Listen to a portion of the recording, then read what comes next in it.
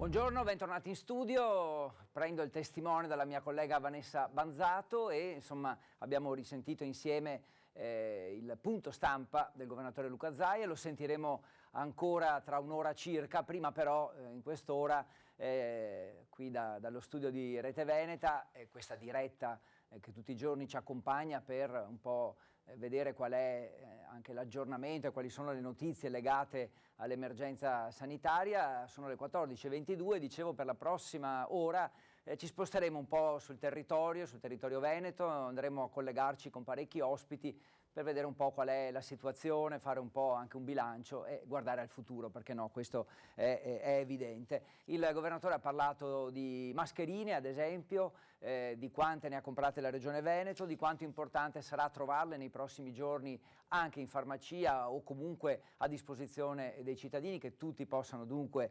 averle, perché insomma si va verso questa direzione di usarle il più possibile. Mascherine collegate anche a un tema importante del giorno, che è quello dei mercati all'aperto, soprattutto nelle varie città del Veneto. C'è stata un'ordinanza un po' più restrittiva rispetto a quella nazionale che è stata emanata venerdì, che ha detto, la Regione Veneto ha detto, i mercati vanno chiusi, diciamo transennati, perimetrati, ecco forse il termine più corretto, con un ingresso e un'uscita come se fosse un supermercato, quindi in fila, ordinati e distanziati per entrare, consegna, se non i clienti non hanno, i cittadini non hanno già mascherine e guanti consegnati dalla Protezione Civile, poi il controllo anche, perché no, da parte della Polizia Municipale all'interno dell'area. A Vicenza i mercati non si sono praticamente mai fermati, cioè le nuove regole sono state rispettate subito, quindi immediatamente al lavoro l'amministrazione, che è riuscita in pratica in un pomeriggio a mantenere e anzi a rispondere subito a queste richieste. Credo dovremmo avere anche al telefono già l'assessore al commercio del Comune di Vicenza, Silvio Giovine. Buongiorno assessore. Buongiorno a lei, Eccoci. buongiorno. Buongiorno. Ecco, ho detto che insomma siete riusciti in pratica in un pomeriggio a rispondere a questi requisiti che ho elencato brevemente. Ci racconta cosa avete fatto subito appena, cioè, è arrivata questa ordinanza, vi siete fatti prendere un po' dal panico o comunque dalla paura di non farcela o no? E quindi come vi siete mossi subito dopo? Ma in realtà no, buongiorno a tutti ovviamente. Un'ordinanza che abbiamo condiviso nel merito e che abbiamo cercato di attuare fin da subito con la modalità della videoconferenza, anche perché in questi giorni anche l'operatività quotidiana è stata stravolta. Siamo riusciti comunque a organizzare una riunione immediatamente dopo l'annuncio del Presidente Zaia e siamo riusciti anche a definire contestualmente un nuovo piano di sicurezza che rispondesse a tutte le prerogative di quello che era stato annunciato in conferenza stampa dal Presidente. Quanti sono i vostri mercati? Allora, noi abbiamo una media di 3-4 mercati al giorno. Devo dire che il sabato, fatalità, ce ne sono 5, quindi tra aperti e coperti. E devo dire che la sfida è stata proprio quella di cercare di garantire la prosecuzione in tutti i mercati anche del sabato mattina, quindi dell'indomani. Abbiamo definito le perimetrazioni, sì. Abbiamo definito i varchi di accesso e di uscita, la sorveglianza che poteva essere di natura pubblica o privata e con un confronto anche con le categorie abbiamo deciso appunto di assicurarli tutti. E come avete recintato i mercati? Cosa avete utilizzato? Transenne, nastri? Allora, così per curiosità, cioè un po' per cercare veramente di venire a Vicenza tutti e capire che cosa troviamo fisicamente. Allora, li abbiamo perimetrati con delle transenne e dei nastri. Abbiamo creato dei varchi sia d'ingresso che d'uscita. Ci siamo dotati di sorveglianza privata grazie alla disponibilità che è arrivata da un istituto privato appunto della città di Vicenza, che ringraziamo, una bella sinergia quella tra amministrazione e istituti di vigilanza che abbiamo anche annunciato rispetto a un sostegno alle attività commerciali sia aperte che chiuse anche la settimana scorsa, e che poi ha visto anche la disponibilità di un altro istituto proprio per i mercati, che ci ha concesso insieme agli operatori di Campagna Amica di Coldiretti di garantire la sorveglianza su tutti i mercati e quindi poterli tenere aperti. Lei sabato, quindi ovviamente ieri avrà fatto un giro per questi mercati, che atmosfera ha visto, anche un po' la risposta dei cittadini, qual è stata secondo lei? Magari uno dei motivi che ci ha spinto a prendere questa decisione è stata anche l'esperienza virtuosa di queste settimane. Devo dire che sia gli operatori dei mercati, gli ambulanti e i loro clienti hanno dimostrato un grandissimo senso di responsabilità, tant'è vero che noi non siamo mai dovuti intervenire con dei verbali sanzionatori in queste settimane, nonostante i controlli siano stati diversi e rigorosi. Quindi sia la civiltà dei vicentini in generale, sia quella degli operatori ci hanno insomma, diciamo, spinto a definire questo nuovo piano di sicurezza e garantire tutti i mercati, quindi non solo questo sabato, ma ripartiremo con l'ordinarietà anche martedì. Speso molto? Avete dovuto impegnare una cifra alta? Non credo. Assolutamente no, No, assolutamente no, abbiamo sfruttato i canali interni dell'amministrazione comunale per quanto riguarda le recinzioni, con la MCPS Valore Città che si è messa subito a disposizione partecipata del comune e che ci ha fornito gratuitamente questo servizio e poi, come le dicevo, abbiamo sfruttato anche la disponibilità sia degli operatori di Campagna Amica Coldiretti, delle Pantere, l'istituto privato e anche quella degli operatori, devo dire che sono sempre molto recettivi da questo punto di vista. C'è un confronto quotidiano con le categorie che penso abbia determinato una bella sinergia. Beh, insomma, nell'emergenza allora qualche buona notizia c'è. Ovviamente chiudiamo con il consiglio che immagino rivolto ai cittadini sia quello di arrivare già con un po' armati di un po' di pazienza, ma mi pare di capire che su questo non ci saranno problemi, con guanti e mascherine già diciamo da casa, se proprio non li hanno li fornirete voi, giusto? Sì, diciamo che noi, visto che sabato era il primo giorno per il rispetto di queste nuove prescrizioni, abbiamo ritenuto opportuno anche distribuire sia mascherine che guanti a tutti gli utenti dei mercati. Sì. Cercheremo di farlo quanto più possibile, è evidente che non riusciremo a coprire. No, meglio portarseli da casa, ecco. Meglio portarseli da casa, anche perché senza guanti e senza mascherine non si entra nei mercati. Quindi su questo siamo assolutamente rigorosi. Ha fatto bene a ricordarlo. Assessore Silvio Giovine, grazie mille, allora ci vedremo nelle piazze di Vicenza, speriamo liberi il prima possibile, ma nel frattempo insomma, chi ha necessità di recarsi per fare acquisti di alimentari ovviamente lo potrà fare in tutta sicurezza. Grazie, buona domenica. Grazie a voi, grazie. Buona domenica. A presto, arrivederci.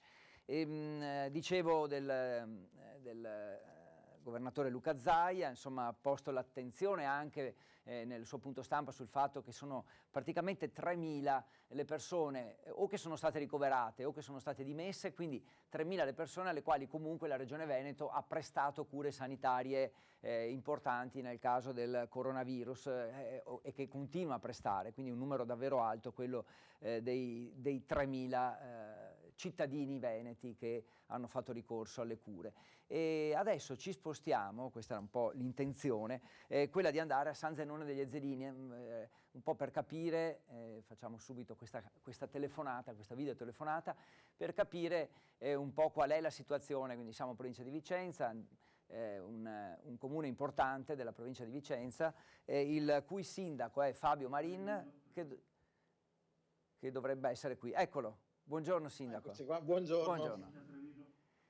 Com'è? Eccoci qua. Un attimo che la regia mi stava dicendo qualcosa? Sì, ecco, ho detto provincia di Vicenza, in realtà provincia di Treviso. Siamo al confine, perché siamo al confine. Grazie. Però trevigiani, eccoci qui. Buongiorno e buongiorno a tutti quelli che ci stanno seguendo su Rete Veneta. Grazie.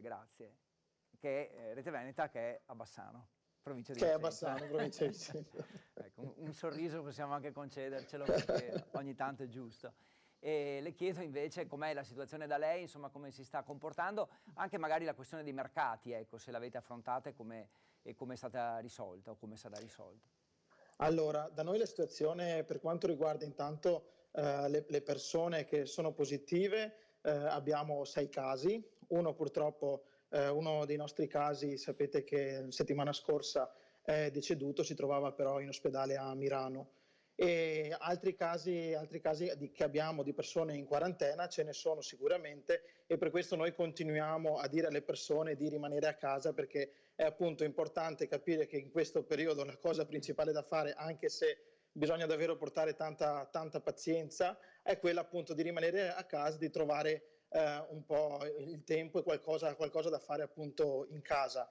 Per quanto riguarda la situazione dei mercati, San E Zenone... lei, scusi Sindaco, lei tocca con mano che i cittadini sono tutti rispettosi, insomma in giro non se ne vede?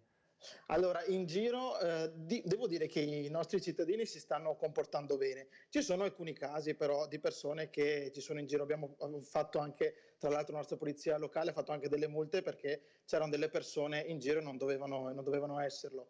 Io ho attivato subito, avevo la polizia locale solo la mattina perché sapete che nei comuni piccoli non è che si ha tanta forza di polizia locale.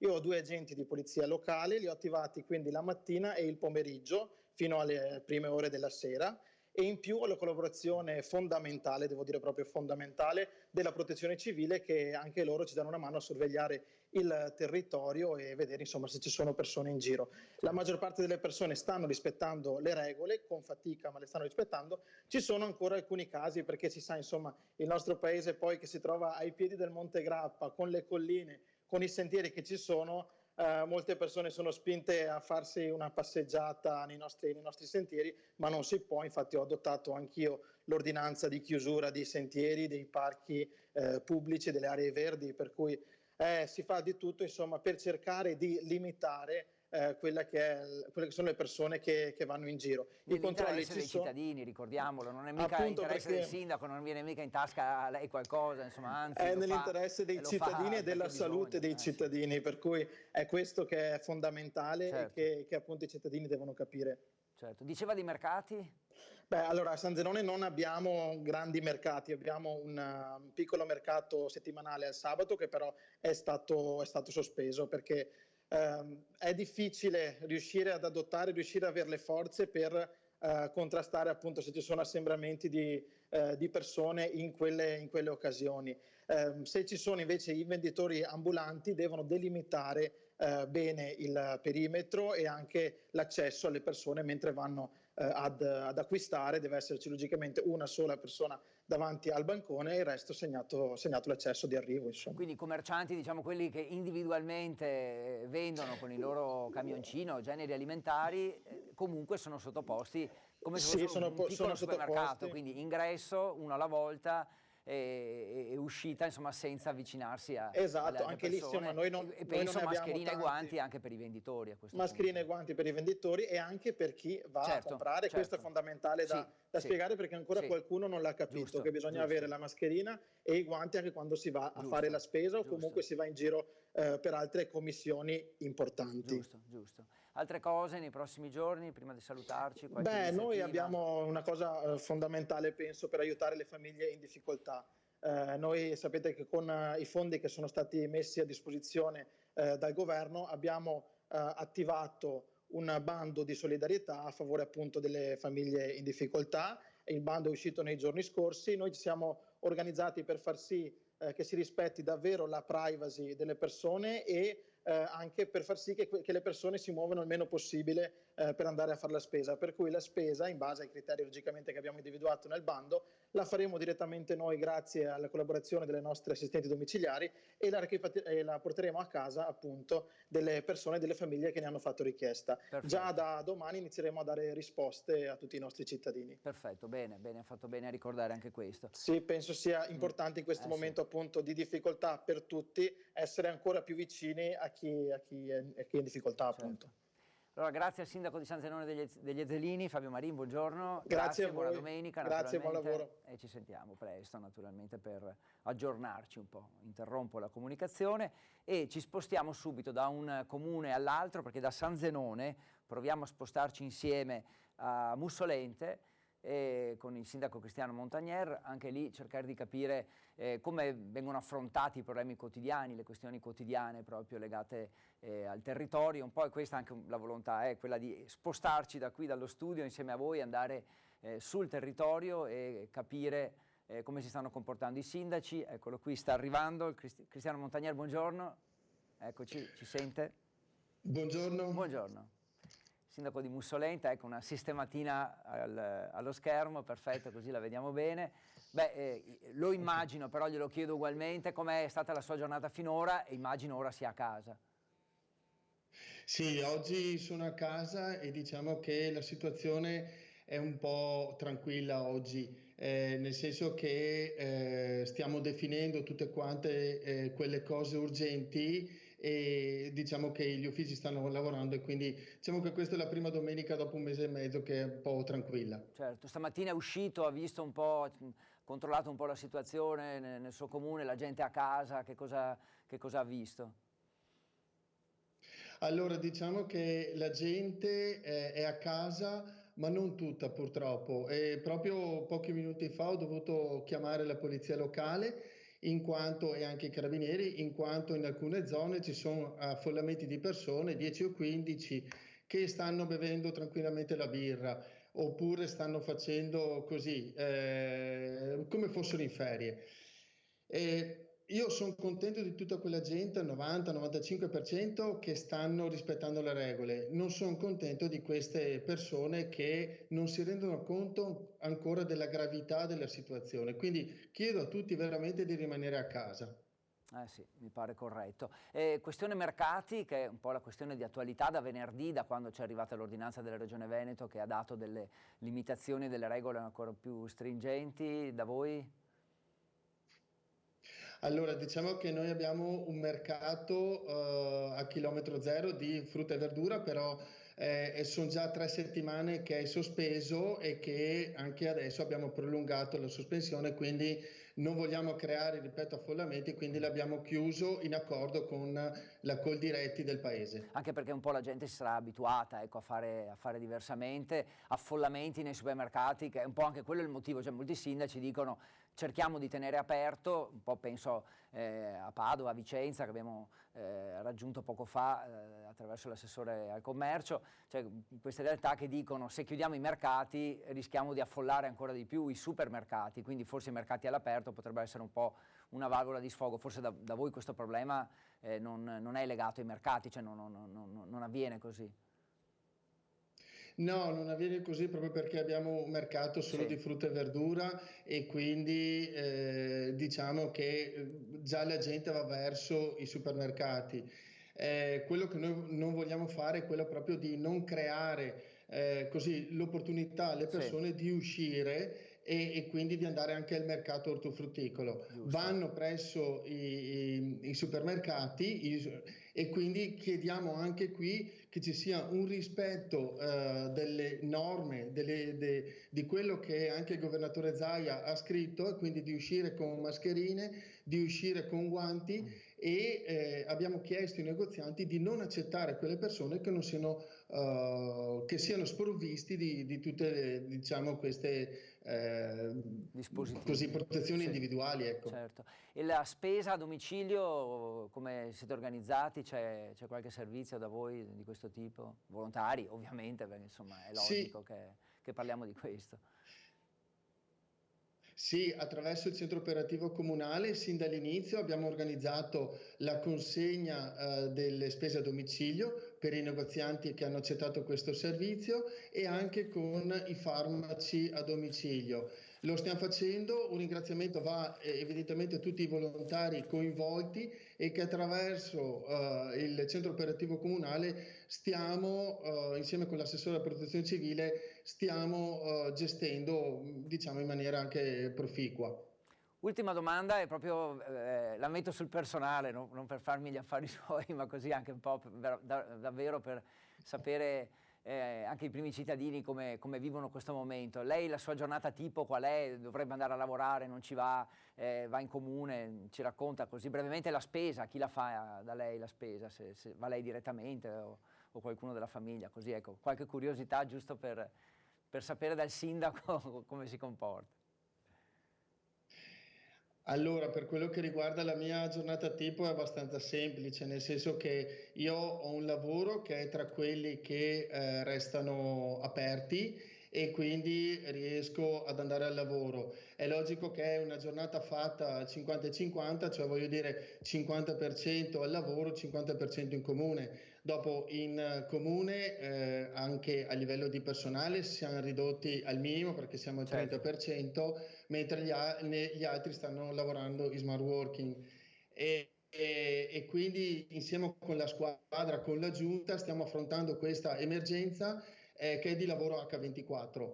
A casa mia siamo in 6, per cui siamo tutti sempre riuniti tra videoconferenze, università piuttosto che scuola e altro. La spesa la va a fare uno dei miei figli, con dovuta autocertificazione Certo, beh, immagino. evidentemente, e così ci siamo organizzati, mentre gli altri sono a casa e così ci stanno dilettando un po' tra nuove ricette piuttosto che dolci o altro, e stiamo riscoprendo questo, ecco. Quindi insomma c'è una certa serenità anche in famiglia, per fortuna la state vivendo insomma con serenità, anzi magari riscoprite qualche volta il piacere di stare tutti insieme.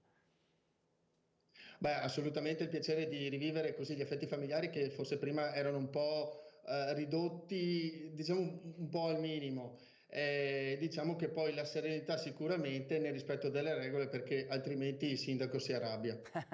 Mi pare giusto, fa arrivare il vigile urbano a casa a Assolutamente. multare il figlio. Cristiano Montagnel, grazie infinite anche di questa chiacchierata, in bocca al lupo per Mussolente, ci sentiamo nei prossimi giorni, buon lavoro.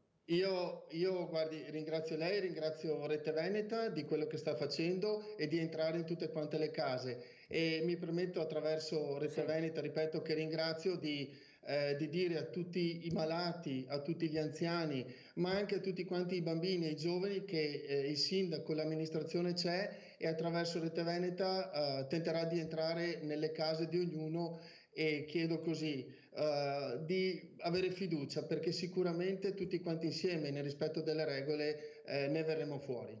Grazie ancora Sindaco, grazie per queste parole, buona giornata. Grazie, buongiorno a voi. Grazie, la saluto, interrompo la comunicazione. Insomma, ringrazio il Sindaco anche perché ha sottolineato un po' quello che dovrebbe essere il nostro ruolo e che cerchiamo di svolgere anche con queste dirette quotidiane, cioè proprio quelle di entrare nelle vostre case, cercare di darvi delle informazioni, non magari sempre noi direttamente, ma anche attraverso voci autorevoli come quelle, forse le più autorevoli, quelle dei sindaci che sono a contatto con il territorio, a contatto continuo. E questo è anche il motivo per cui a volte chiedo al sindaco o all'ospite cosa sta facendo, dove vive, un modo un po' anche per portarvi nelle case dei nostri ospiti e vedere che insomma siamo tutti un po' accomunati da questa situazione difficile, questo è un po' logico. Tornando alla sanità, ovviamente insomma adesso i riflettori sono puntati su ricoverati, terapie intensive legate al Covid-19, però insomma c'è una parte di sanità che va avanti, l'ha ricordato il governatore Zaia prima, c'è stato un trapianto ieri notte, un trapianto di reni su una ragazzina di 11 anni a Padova, quindi proprio per questo va sottolineata l'efficienza della nostra sanità, che è vero, si cerca di ridurre al minimo, ma come ha detto Zaia, quando c'è un organo che può arrivare per un trapianto devi dire sì o no, e se c'è la possibilità il Veneto ha deciso di dire sì il più possibile, consapevole che ogni posto in terapia intensiva è importante, ma lo è sicuramente anche per questa ragazzina di 11 anni. Ancora un altro ospite, questa volta insomma ci spostiamo, cioè rimaniamo sempre nel nostro territorio ovviamente, però in un certo senso andiamo anche a Roma, perché a Roma c'è il Parlamento e quindi alcune decisioni continuano a essere prese per noi, e il collegamento che stiamo per effettuare è proprio con un deputato del nostro Parlamento, dovremmo essere ormai quasi prossimi al collegamento vero e proprio, e infatti vediamo se ci vede, eccolo qui, buongiorno a Marco Marin, Buongiorno deputato di Forza Italia, mi buongiorno. Vede, sente? Sì. Vediamo e sentiamo benissimo e dicevo poco fa che rimaniamo in Veneto perché insomma lei vive a Padova, però in un certo senso andiamo anche a Roma perché ovviamente là si continuano a prendere decisioni importanti. Allora, come ogni tanto faccio con i nostri ospiti, la prima domanda è personale. Dov'è, cosa sta facendo e come vive queste giornate? Proprio entriamo a casa sua per un attimo. Sono proprio a casa a Padova, rispettando rigorosamente con la mia famiglia, rispettando rigorosamente la consegna e le restrizioni che ci sono, che trovo assolutamente corrette e giuste. Mi permetto di dirlo anche da medico, questo è un virus che non conosce confini, il Covid-19, ha caratteristiche pandemiche, come vediamo, è molto molto contagioso. Purtroppo ad oggi non abbiamo né vaccino né terapia, e quindi dobbiamo assolutamente evitare, l'unico modo per evitare il contagio è l'isolamento, evitare i rapporti interpersonali, quindi assolutamente a casa rispettando le regole. Lei naturalmente da casa si può lavorare tranquillamente, perché immagino sarà spesso collegato comunque con i suoi colleghi, con Roma, con il Parlamento. Altra domanda personale, però prima esce, va a fare la spesa, chi fa la spesa in famiglia da lei, insomma come siete organizzati un po' nelle vostre giornate, se posso chiedere, insomma, è una domanda proprio per portare i nostri telespettatori nelle case degli ospiti. Ci comportiamo esattamente come fanno tutte le famiglie italiane, ovviamente, quindi con le uscite che sono così fatte solo per le cose fondamentali, che vuol dire fare la spesa. Cerchiamo di farci portare anche la spesa a casa, laddove si può, con spese importanti, perché, ripeto, siamo all'inizio di una battaglia molto difficile che il nostro paese, devo dire, più di altri, il nostro paese è toccato per primo, e quindi per primi siamo partiti con queste restrizioni personali, ma che si devono assolutamente fare. Noi le abbiamo chieste fin dall'inizio, ovviamente, e quindi io le rispetto in maniera rigorosa, perché se le chiede all'Italia il Parlamento, è giusto che i parlamentari non solo diano l'esempio. I veri eroi in questo momento, come lei sa bene, sono i medici, gli infermieri, gli operatori sanitari, le forze dell'ordine, certo, i membri della protezione civile, le persone che devono lavorare e continuare, come nei supermercati, i farmacisti, come i supermercati, per garantire i servizi essenziali. Oggi sono i dati dei deceduti, dei medici, degli infermieri, dei positivi, sono dati oggettivamente drammatici, come per tutto il paese naturalmente, quindi io credo che sarà una battaglia ancora lunga, ma che possiamo vincere. Senta, parliamo di Veneto, insomma lei è veneto e anche addetto ai lavori come medico, l'ha detto poco fa, la sanità del Veneto. Allora lei come sta, diciamo, seguendo, perché comunque immagino che da Roma ci sia un contatto poi con la regione o col governatore o con chi per lui, attraverso il quale lei da Roma porta notizie al Veneto e viceversa, insomma come vede il Veneto in questo momento, come si sta comportando? Beh, ora in questo momento faccio il parlamentare, come lei sa bene, però detto questo devo dire che sono orgoglioso della sanità veneta e di come si sta comportando. I dati che emergono sono dati importanti e fondamentali, anzi ci tengo a dirlo ogni tanto, qualche volta vedo anche che qualcuno cerca da fuori, perché invece il rispetto fra i protagonisti è profondo, magari a mettere non solo in competizione, ma anche a far litigare per esempio la sanità veneta e la sanità lombarda. Io voglio dire che sono due sanità d'eccellenza, che non invidiano niente e nulla alle sanità non solo europee, di tutto il mondo. Ci sono professionisti encomiabili e che i cittadini devono sapere che quando si rivolgono alla sanità italiana, adesso mi allargo perché guai se noi miniamo queste certezze, sono seguiti benissimo. A questo devo aggiungere che in Veneto, per esempio, è partita da poco, mi pare insomma che la gestione sia fatta dai medici in modo eccezionale. Vedo che è partita proprio dal Veneto anche questa ricerca sulla cosiddetta patente immunitaria, di cui non solo sono orgoglioso come veneto, ma come italiano, la tifo, e immagino che venga tifata in tutta Italia. Essendo una ricerca è ovvio che non si possono avere certezze, è ovvio che i nostri scienziati si stanno mettendo in gioco, lo stanno facendo l'Università di Padova e l'Università di Verona, con tutta la struttura sanitaria regionale naturalmente, che ringrazio e che voglio confermarlo, si sta dimostrando ancora una volta d'eccellenza. Non avevamo bisogno di controprove, ma siccome nella vita ogni volta è richiesta una controprova, ancora una volta si stanno dimostrando eccellenza. Quando si fanno le ricerche e gli studi, se ci fosse già il risultato varrebbe per tutti. Io invece immagino che tutta Italia, ma tutti, tifino per queste ricerche, perché il vantaggio e la vittoria non sarebbe solo della sanità veneta, ma sarebbe di tutto il paese naturalmente. Come ringraziamo ovviamente i medici di tutta Italia che fanno un lavoro, gli infermieri, i farmacisti fanno un lavoro eccezionale, mettono in gioco la loro vita per proteggere la nostra. È onorevole anche forse una generosità degli stessi medici. Sentivo ieri sera il dottor Crisanti che ha detto: abbiamo fatto una ricerca approfondita in questi ultimi giorni, ho una tonnellata, mi passi il termine, di dati. Beh, la prima cosa che mi è venuto da fare, ha detto Crisanti, è mettere lo studio che ho fatto online a disposizione di tutti, in maniera che poi possa servire anche alle altre regioni e perché no anche all'estero, per vedere che cosa abbiamo analizzato e ricavato noi. Questa insomma è generosità. Magari si può anche pensare che un ricercatore di questo tipo possa essere un po' geloso del suo lavoro, invece insomma non mi pare sia proprio così.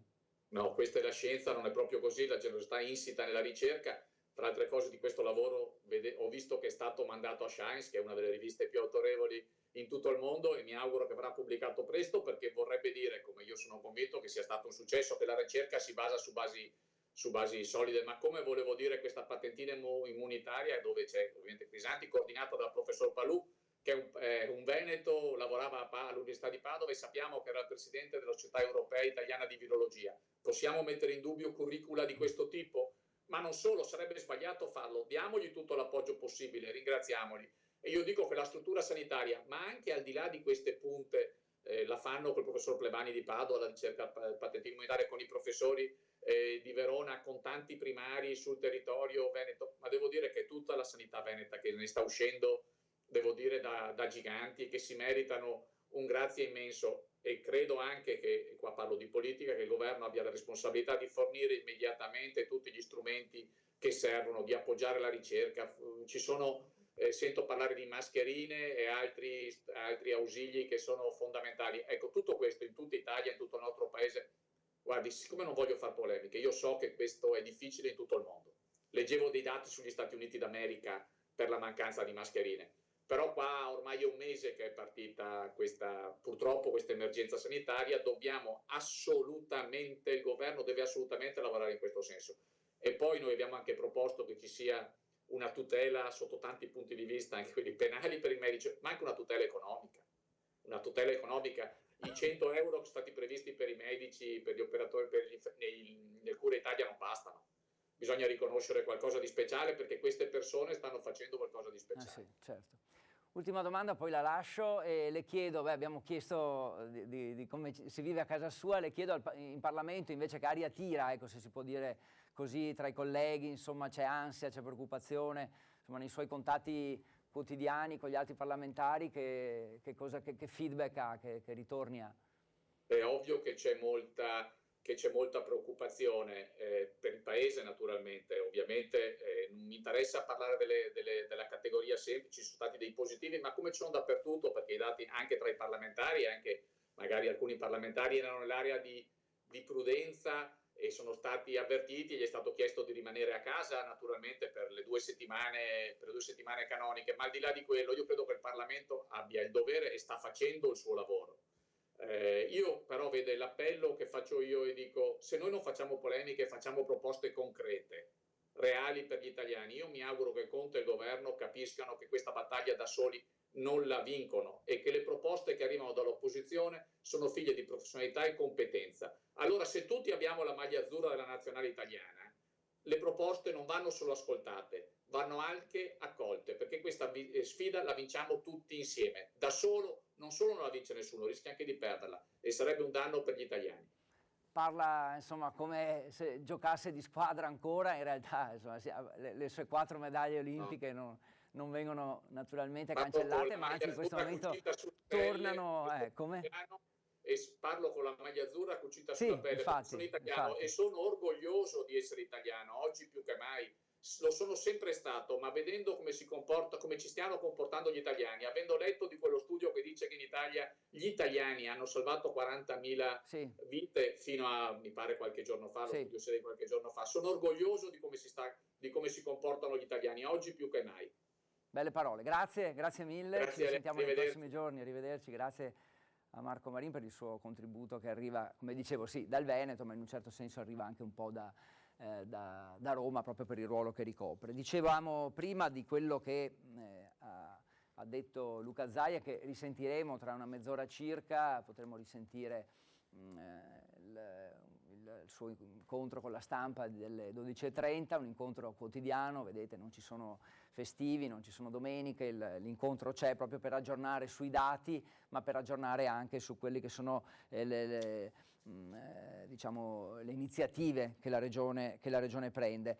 Ci ha detto Zaia che sono stati acquistati 150 respiratori per la terapia intensiva e 30 per la subintensiva, e altri 50 sono in arrivo grazie alle donazioni. Finora la dotazione di letti per terapia intensiva e subintensiva era di 825, un numero che ha detto spesso Luca Zaia. Per fortuna siamo ancora lontani dall'aver occupato questi letti, ma si andrà anche oltre grazie alle donazioni, grazie anche ai contributi dei privati, circa 20 milioni di euro donati alla Regione, ma c'è anche l'associazione Helios che raccoglie materiale, lo distribuisce. Proprio 2 giorni fa sono arrivati, grazie a Helios e a 90.000 euro, più di 90.000 euro che sono stati donati e impiegati per acquistare letti per l'ospedale di Bassano.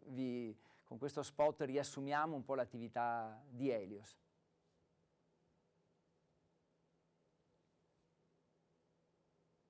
Siamo tutti uniti nella battaglia contro il male invisibile, il coronavirus. Aiutiamo i nostri malati, aiutiamo il nostro ospedale a sopravvivere a questa pandemia. Associazione Helios, per questa emergenza, sta raccogliendo fondi per acquistare ventilatori, 10 letti da terapia semi-intensiva, 10 letti di terapia intensiva, un ecografo, 20 pulsiossimetri per dipartimento emergenza, per pediatria, per reparto ricoveri positivi, un sistema di broncoaspirazione e fibroendoscopio, monitor multiparametrici. Partecipa anche tu con un contributo all'Associazione Helios. IBAN IT 25 U05 38 76 02 600 000 3534 5382. Contribuisci per vincere insieme.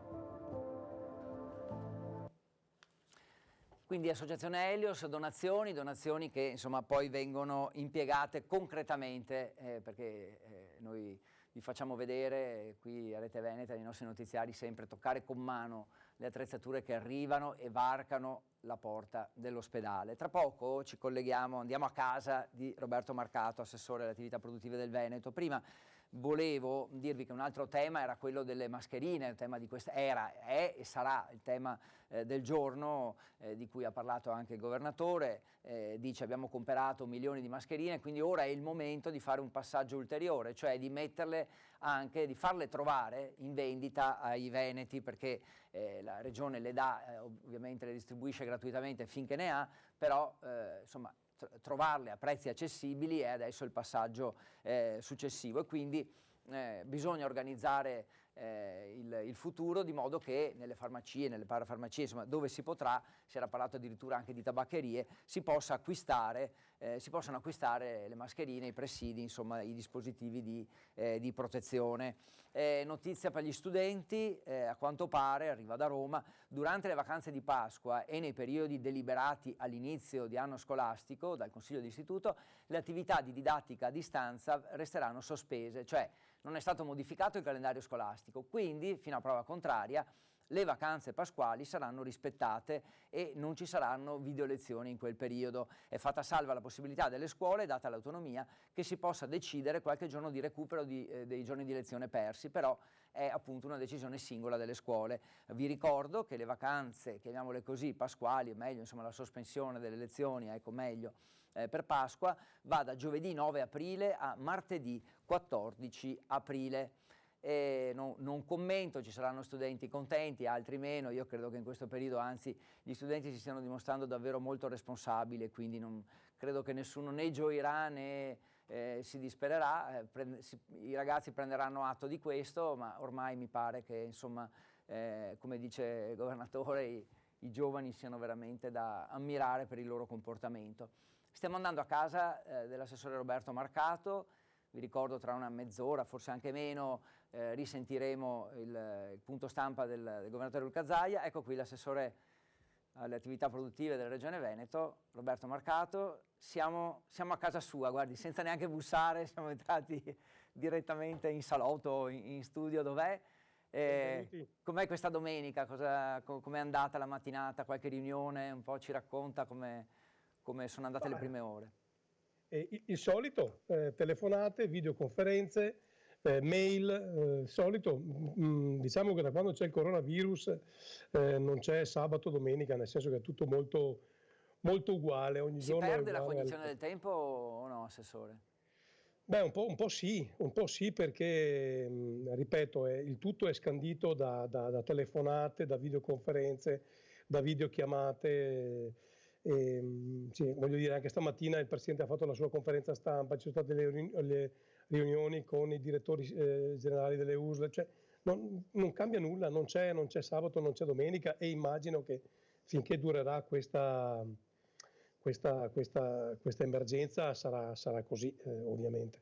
Senta, un tema all'ordine del giorno, insomma, che la riguarda magari non proprio, non lo so, anzi me lo dica lei, è quella dei mercati. C'è tanta discussione sui mercati, aperti, chiusi, come facciamo? Allora, Vicenza, che abbiamo sentito poco fa, insomma, hanno tenuto aperto, si sono attrezzati, in un pomeriggio sono riusciti a organizzare i loro 4, mi pare, o 5 mercati, e hanno continuato. Padova ha avuto un attimo così, ma insomma da lunedì riapriranno regolarmente anche a Padova, poi sentiremo l'assessore Bressa più tardi. Sono riusciti con un po' in fretta e furia a organizzare. C'erano state anche quelle foto che secondo me avevano un po' condizionato, le foto scattate in Piazza delle Erbe dove sembrava che ci fossero più persone del previsto. Insomma, i mercati secondo lei, assessore, devono rimanere aperti? Immagino di sì. E perché? Cioè, qual è l'importanza dei mercati all'aperto? Ma allora, devono rimanere aperti, sì, però devono rimanere aperti non a qualsiasi condizione, ma con le prescrizioni che servono.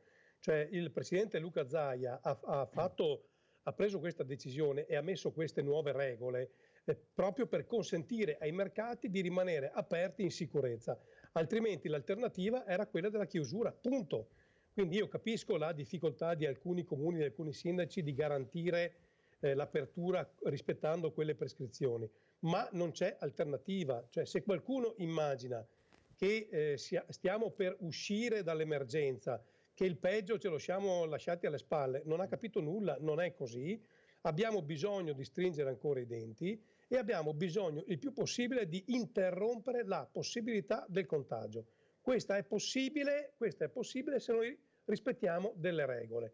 I mercati sono necessari perché sono come dire, elementi di approvvigionamento delle famiglie e comunque è una fetta importante di economia che se riesce in qualche modo a lavorare è un bene per tutti, però lo deve fare in assoluta sicurezza, sia per chi ci lavora, sia per i clienti che vanno a fare acquisti.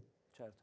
Altri due temi veloci, le aziende, insomma, leggiamo che lunedì, cioè domani, molte dovrebbero riuscire a riaprire, riapriranno, insomma si attrezzano per quanto riguarda la sicurezza e riaprono. Lei che notizie ci dà in questo senso? È vero? Cioè, apriranno aziende, si sono attrezzate bene, insomma che direzione stiamo prendendo da questo punto di vista? Ma sì, allora ci sono aziende che riescono a garantire la sicurezza ai propri collaboratori, ai propri dipendenti, ed è bene che queste possano riaprire.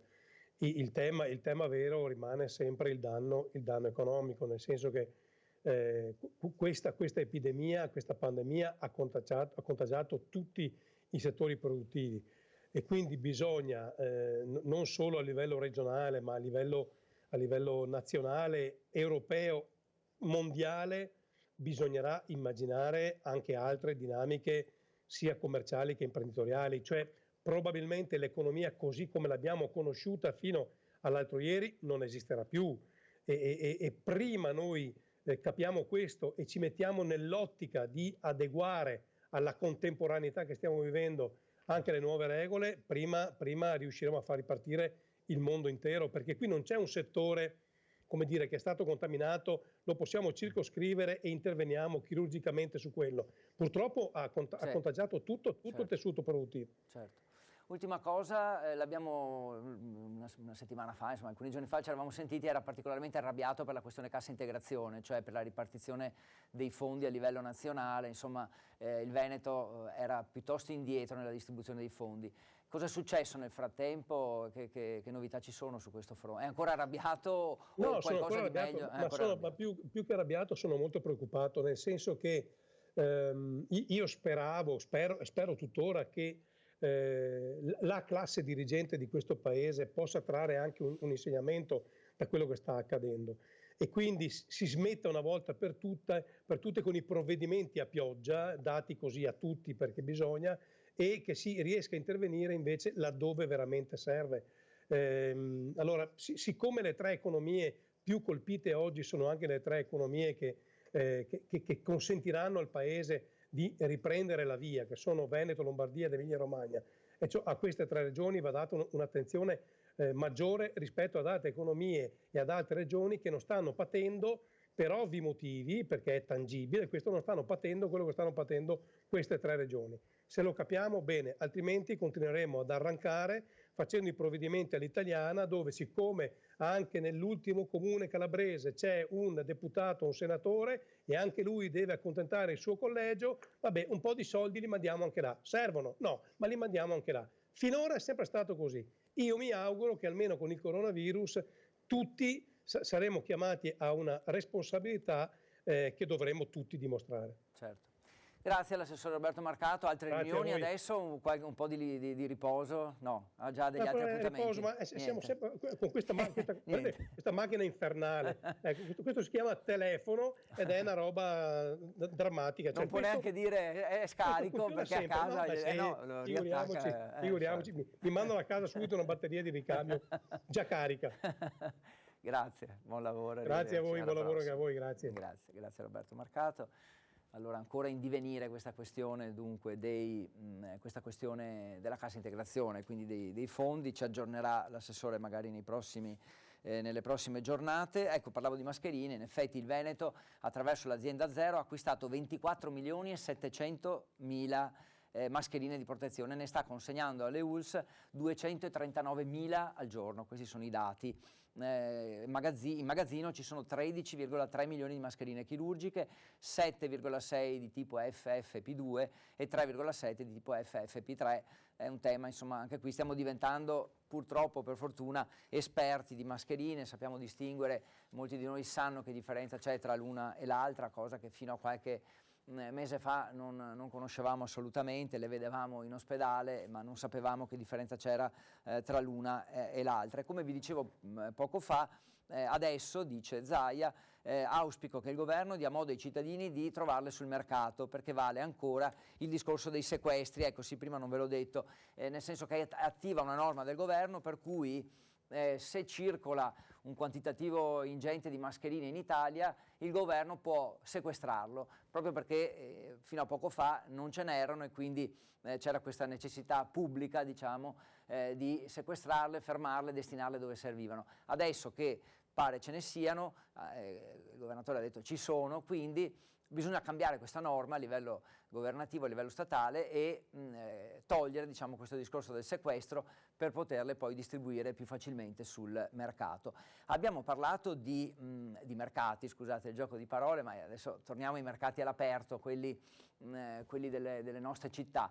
E dicevamo poco fa che Padova si è presa una pausa per riaprire poi lunedì i mercati organizzati nel modo corretto. Chiediamo conferma, ma è sicuramente così, perché ce ne siamo occupati anche ieri a Telenord-Est, quindi chiedo all'assessore Bressa, vediamo se c'è. Pronto? Non è ancora collegato, ma eccolo qui. Ecco. Mi vedete? Buongiorno, sì assessore, eccoci qua. Eccoci. L'assessore Antonio Bressa, l'assessore commercio di Padova. Allora, abbiamo parlato un po', assessore, di mercati, ultimamente abbiamo sentito anche un paio di sindaci della provincia di Treviso e di Vicenza, ma insomma nei comuni più piccoli i mercati sono stati chiusi già prima, quindi insomma mi sembra che la direzione di molti sindaci dei comuni un po' più piccoli sia stata quella di chiudere perché non erano in grado di gestirli già prima, figurarsi adesso con queste restrizioni ulteriori. Voi invece, dicevamo, insomma venerdì, magari colti un po' di sorpresa, avete dovuto fermarvi un attimo, anche perché io sottolineerei il fatto che a Padova insomma, i mercati hanno una conformazione particolare, sono molti e sono anche si fa presto del mercato delle piazze, sì, ma il mercato delle piazze è un mercato complicato come quello di Prato della Valle, che è una delle piazze più grandi del mondo, e quindi immagino che sia quello che vi ha frenato per un attimo. Ci dice allora se quando è arrivata questa ordinanza c'è stato un po' di panico o cosa? Cosa avete detto? Sì, no, è giusto raccontare bene come sono andate le cose, perché poi qualcuno ci ferma e ci dice ma bastava mettere un nastro attorno a Piazza delle Erbe e la cosa era fatta. In realtà partendo dal presupposto, immagino che polemiche non se ne vogliono fare con nessuno, voi nemmeno, immagino, perché non è il momento delle polemiche. Spieghiamo cosa è successo per una questione pratica. Esatto. È chiaro che sapevamo che era nell'aria qualche tipo di indicazione nuova rispetto al tema dei mercati, abbiamo seguito tutte le polemiche che ci sono state e le smentite che sono arrivate per quanto riguarda le presenze ai mercati. Certo che però prima di adottare tutta una serie di misure molto puntuali, come quelle che ha introdotto l'ordinanza regionale firmata da Zaia, dovevamo proprio leggerla e vedere nello specifico cosa si chiedeva. Per esempio c'è il tema dei guanti, che può sembrare una cosa scontata, però visto proprio l'importanza dei mercati di Padova, poi dico puntualmente quanti sono, abbiamo dovuto approvvigionarci di migliaia e migliaia di guanti, e non è una cosa che si fa in qualche ora. I mercati a Padova sono 15 in tutto, perché dobbiamo considerare quelli delle piazze, quelli rionali e anche quelli dei produttori agricoli, quindi nella mattinata di sabato sarebbero stati 5. Chiaro che riuscire a perimetrare con transenne o nastri tutti questi mercati, avere il personale della protezione civile che consegna mascherine e guanti, e devono esserci in quantità sufficiente per assicurare che tutti li abbiano, fare in modo che la transennatura, la perimetrazione consenta comunque il carico-scarico nelle situazioni più complesse come quella dei mercati centrali, far sì che ci sia un controllo ai varchi puntuale che faremo con personale della PS e che ci sia un controllo anche perché non ci siano assembramenti all'interno, è un'operazione non banale. E quindi, per fare le cose fatte bene, siccome qua nel dubbio bisogna ragionare così, nel dubbio faccio la cosa più prudente sotto il profilo della salute. Allora, in quest'ottica abbiamo detto, che viene prima di tutto, cioè la linea guida è quella, diciamo, la linea guida è la salute. Nel dubbio meglio fermarsi un attimo e preservare la salute, evitare assembramenti e fare le cose fatte bene. Ci siamo presi un giorno di pausa nel senso di pausa dei mercati, non di pausa lavorativa chiaramente, e già la mattina seguente abbiamo potuto annunciare che da lunedì, quindi da domani, i mercati sarebbero ripartiti, e mi sembra un buon risultato. Chiaro che qualcuno aveva preso della merce convinto di poter lavorare il sabato mattina, è stato colto in contropiede, però a questo abbiamo chiaramente pensato e quindi abbiamo deciso di destinare un ristoro di 300 euro per tutti coloro che dimostreranno di aver avuto un danno dallo slittamento del mercato dal sabato al lunedì. Quindi anche questo nell'ottica un po' di dire che nessuno viene lasciato indietro, cioè c'è stato comunque insomma un pensiero rivolto anche a chi doveva lavorare e non ha lavorato. Certo. Al di là del tempo perso. Quindi da domani mattina i padovani troveranno un varco d'ingresso, varco d'uscita, guanti e mascherine per chi non li ha, e i controlli, diciamo, sia in coda che all'interno. Quindi mi viene un po' da dire, mi vengono a dire due cose: una, di andare ai mercati ovviamente perché saranno regolarmente aperti, di andarci con un po' di pazienza come se si andasse al supermercato, perché ci sarà da rispettare le distanze e un po' di coda, ma credo, sì, lei ha parlato di migliaia di guanti e di mascherine, però credo che comunque l'invito a portarseli da casa sia comunque da fare, perché se ce li avete, insomma, è un guanto e una mascherina in più che si può dare a chi veramente non può comprarselo o non ce l'ha, no? Cosa dice? C'è un appello a portarsi da casa i dispositivi di protezione, va fatto. Infatti anche ieri, so che anche voi avete dato evidenza al video che ho registrato, in cui tra le varie cose, oltre a mostrare l'efficiente funzionamento degli ingressi sotto il salone, dove già ieri abbiamo testato questo nuovo protocollo di sicurezza, invitavo comunque tutti quelli che hanno la possibilità di recarsi in questi spazi commerciali già con i guanti e le mascherine, chiaramente perché dobbiamo preservarne, è diventato il bene più prezioso del mondo in questa fase.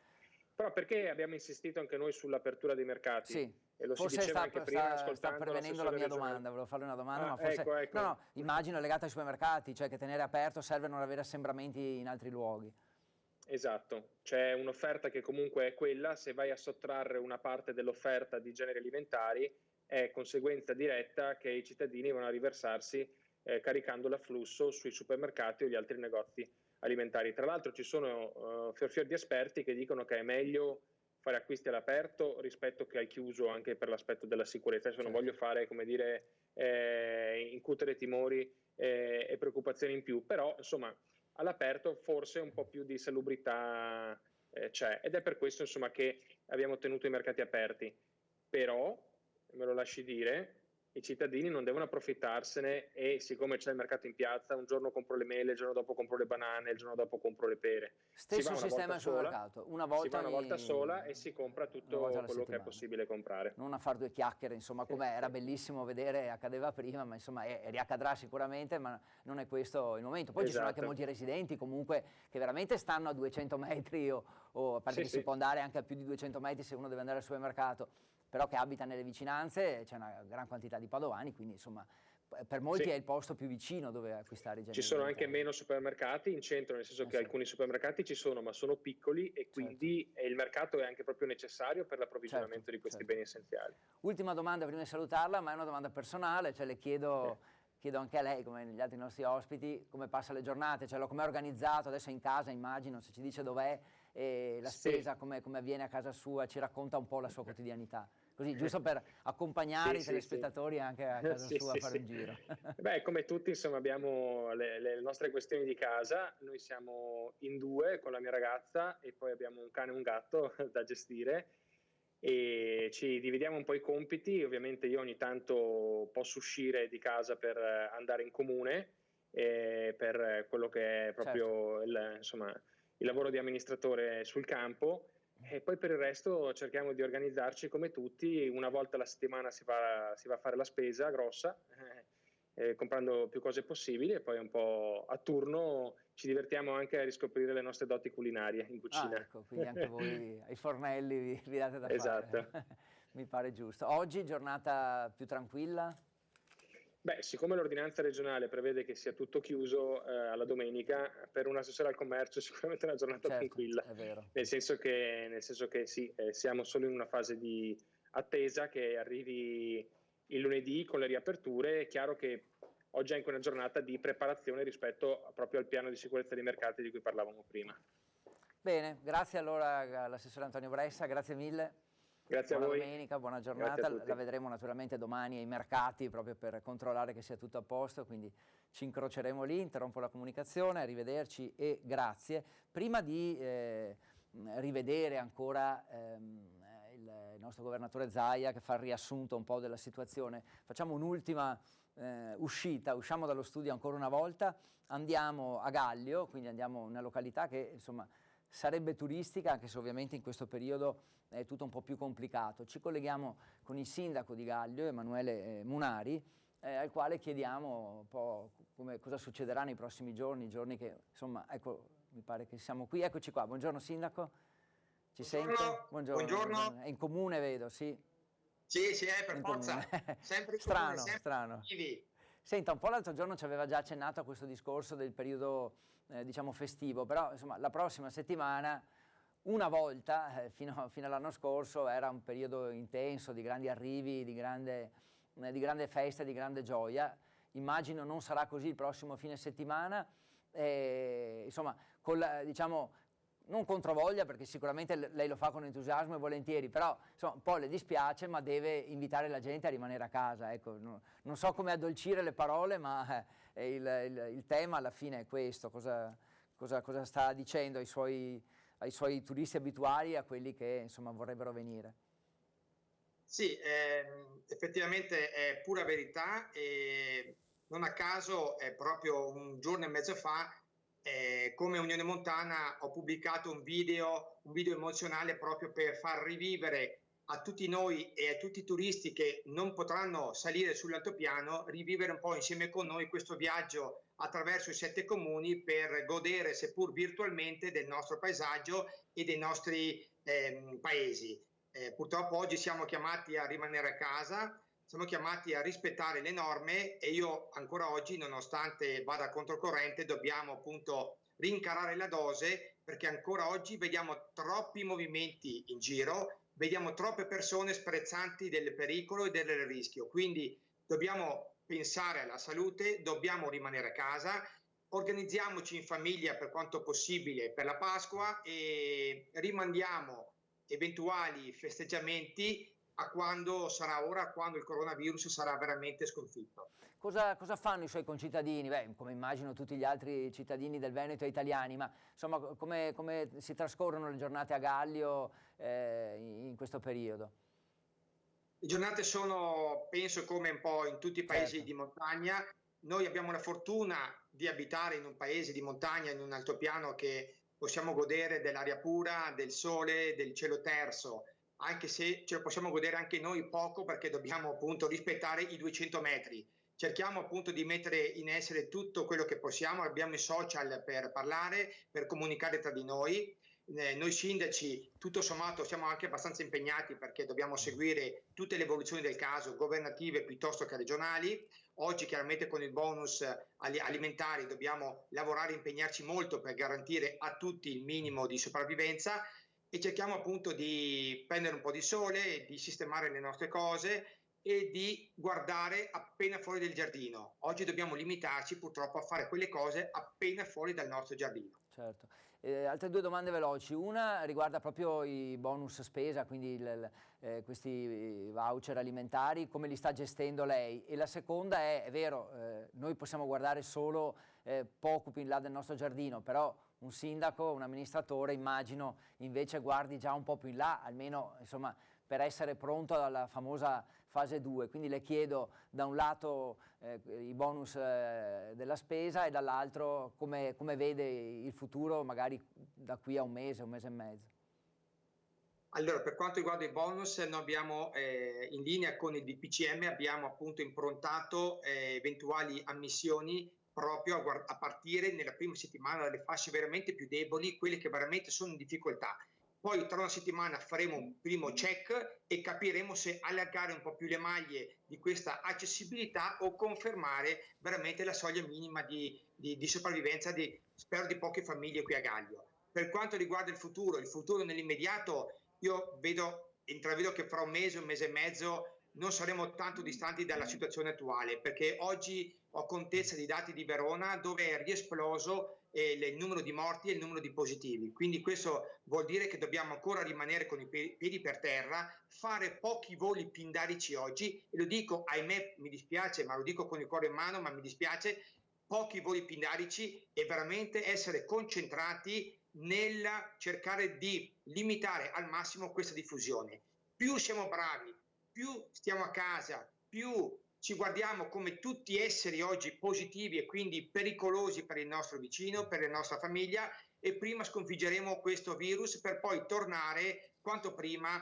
alla normalità. Io spero che per luglio-agosto l'altopiano possa cominciare ad ospitare, seppur in maniera graduale, i nostri ospiti, ma chiaramente ci vuole un controllo, chiaramente ci vuole veramente un senso di responsabilità e di consapevolezza da parte di tutti noi, perché ripeto, se ci pensiamo tutti oggi positivi, asintomatici, non possiamo veramente essere noi le gambe del virus per primi, non possiamo essere noi i primi fautori della diffusione. Dobbiamo oggi, in nome del Dio denaro, dobbiamo oggi noi prima preservare la salute, prima preservare la sanificazione dell'area in cui viviamo. Solo così possiamo pensare veramente a rivendere il nostro prodotto, a ripresentarci sul mercato per poter ospitare i primi turisti negli alberghi o nelle seconde case. Grazie Sindaco, parole che valgono ancora di più proprio perché vengono dal Sindaco di una città turistica, di una località turistica, e quindi sarebbe il primo felice a poter accogliere forestieri, tra virgolette, come villeggianti, ecco, meglio villeggianti, è un termine assolutamente migliore. Sì, noi abbiamo dei modelli in testa, io personalmente ho un paio di modelli in testa. Aspettiamo ancora un po'. Esatto, ci vuole ancora un po' purtroppo. Non possiamo oggi metterli in essere, in pratica, perché purtroppo i numeri del coronavirus non stanno andando come vorremmo noi. Quando vedremo un certo tipo di trend, allora a mio avviso potremo mettere in campo risorse, energie e quindi dedicarci al 100% al tema turismo. Grazie Emanuele Munari, Sindaco di Gaglio, buona giornata, magari arrivederci, interrompo la comunicazione, arrivederci e grazie, lo sentiremo magari tra qualche giorno quando saremo proprio ancora più vicini a Pasqua. Sono le 15:25 di domenica 5 aprile, quindi come vi ho detto, anticipato più volte, andiamo a risentire il punto stampa del governatore Luca Zaia, poi naturalmente torniamo qui con gli altri programmi della giornata, con i nostri notiziari più tardi.